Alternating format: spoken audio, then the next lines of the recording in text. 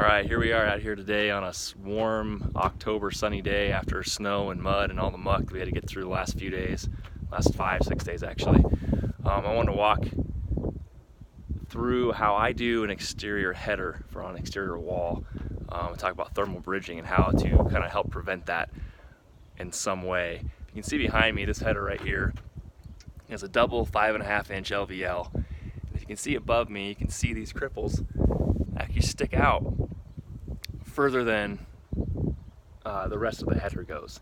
And the reason for that is typically you'll see a sandwich header with a mixture of 2x8, 2x10, or engineered lumber with OSB sandwiching in the middle to flush out the back of this wall up here.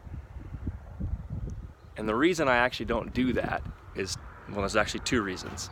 One, it's extra lumber that we got to use extra time, and the wall gets heavier if you add that sandwich of OSB and extra lumber that you don't actually need for load.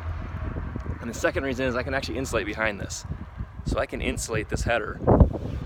On this one here, for this exterior 2x6 wall, sorry for the noise, I'm gonna have 1.5 inches of rigid foam behind this, and then I'm gonna have 1/2 inch OSB to flush out the wall to get back to our original rough framing. So I can actually insulate inside this header as opposed to doing the sandwich, which is kind of more traditional framing. And then you have a heavier wall and you can't get insulation in there, which creates a thermal bridge issue.